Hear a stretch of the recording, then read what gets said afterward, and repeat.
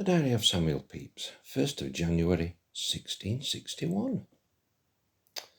At the end of the last and the beginning of this year, I do live in one of the houses belonging to the Navy Office as one of the principal officers, and I've done now about half a year. After much trouble with workmen, I am now almost settled, my family being myself, my wife, Jane, Will Hewer, and Wayneman, my girl's brother. Myself in constant good health, and in a most handsome and thriving condition. Blessed be Almighty God for it. I am now taken of my sister to come and live with me. As to the things of the state, the king settled and loved of all, the Duke of York matched to my Lord Chancellor's daughter, which do not please many, the Queen upon her return to France with the Princess Henrietta, the Princess of Orange lately dead, and we into new mourning for her. We have been lately frightened with a great plot, and many taken up on it, and the fright not quite over. The Parliament, which had done all this great good to the king, be beginning to grow fractious. The king did dissolve it, December the 29th last, and another likely to be chosen speedily.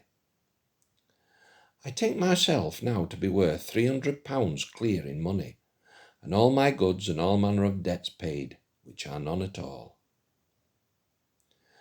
Called up this morning by Mr. Moore, who brought me my last things for me to sign for the last month, and to my great comfort tells me that my fees will come to £80 clear to myself, and about £25 for him, which he hath got out of the pardons, though there be no fee due to me at all out of them.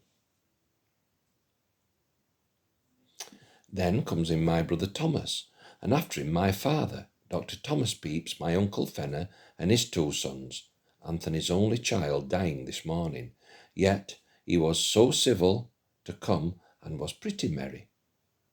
To breakfast, and I had for them a barrel of oysters, a dish of neat's tongues, and a dish of anchovies, wine of all sorts, and North Down ale. We were very merry till about 11 o'clock, and then they went away.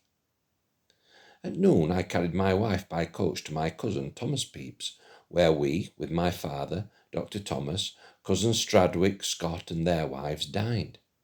Here I saw first his second wife, which is a very respectful woman, but his dinner a sorry, poor dinner for a man of his estate, there being nothing but ordinary meat in it. Today the king dined at a lord's 2 doors from us.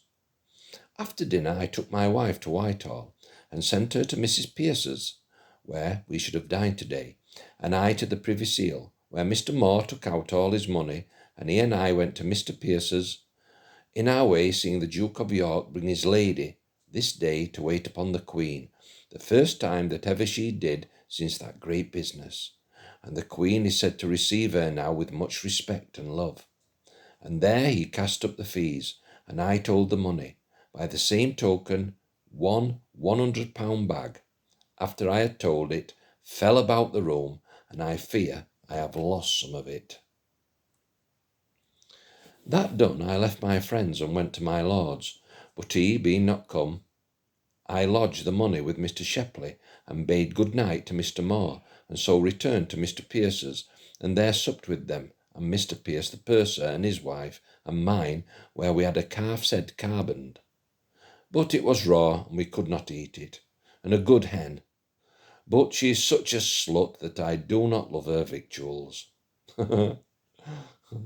After supper, I sent them home by coach, and I went to my lord's, and there played till 12 at night at cards at best, with J. Goods and with, see who this is, John Goods and Ned Osgood, and then to bed with Mr. Shepley.